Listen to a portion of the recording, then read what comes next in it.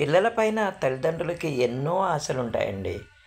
ఆ పిల్లలు ప్రయోజకులైనప్పుడు తల్లిదండ్రులు పడేటటువంటి ఆనందానికి అసలు హద్దనేదే ఉండదండి నిజంగానే.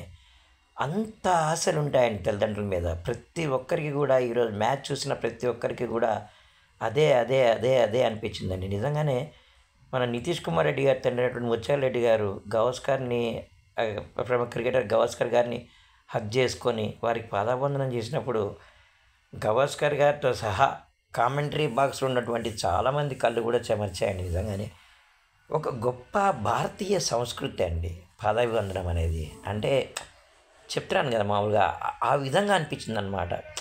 ఆ కుటుంబం పడే ఆనందము, వారి కష్టం మరి ఇప్పుడు ఎందుకంటే ఉదయం లేచి ప్రాక్టీస్‌కెళ్ళాలి.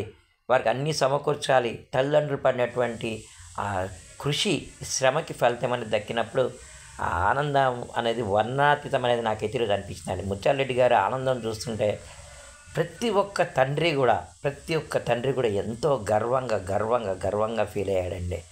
హ్యాట్స్ ఆఫ్ టు ముత్యాలరెడ్డి గారు అండ్ నితీష్ కుమార్ రెడ్డి గారు. టైలెండర్స్ ఇంత గొప్పగా ఆడి టీమిండియాని ఫాలోని తప్పించడమే కాకుండా జస్ప్రీత్ బుమ్రా బౌలింగ్ ఆడడం అనేది ఎంత కష్టమో కూడా నిరూపించాడండి నిజంగానే.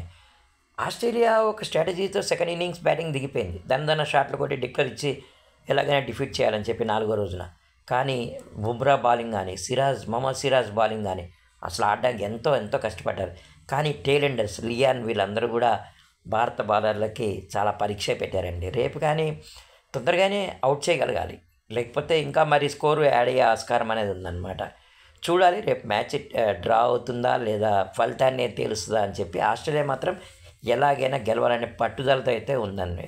కాకపోతే టైలెండర్స్ మాత్రం ఎంత గొప్పగా అటు ఆస్ట్రేలియా కానివ్వండి, ఇటు టీమిండియాలో కానివ్వండి, టైలెండర్స్ని అసలు ఎంత మాత్రం కూడా తక్కువ అంచనా వేయకూడదని అయితే నాకైతే అనిపిస్తుందండి. ఆస్ట్రేలియా కూడా సెకండ్ ఇన్నింగ్స్లో దన వికెట్లు పడిపోవడాన్ని నేను చూశాను.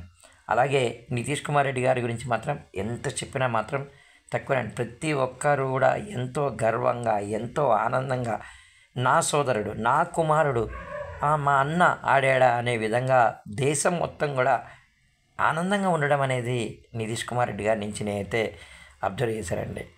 అంతే అంటే ఒక వ్యక్తిని గెలిపించడానికి ఇంతమంది, అభినందించడానికి ఇన్ని కోట్ల మంది చాలండి. దాన్ని మించిన విజయం ఏముంటుందండి. థ్యాంక్ యూ ముత్యాలరెడ్డి గారు, థ్యాంక్ యూ నితీష్ రెడ్డి. ఎందుకంటే మేము గురువులం, మాకు అంతే అనిపిస్తుంది. మా శిష్యులు ఎదిగినప్పుడు, మా శిష్యులు గెలిచినప్పుడు మాకు అదే ఆనందం కలుగుతుందండి.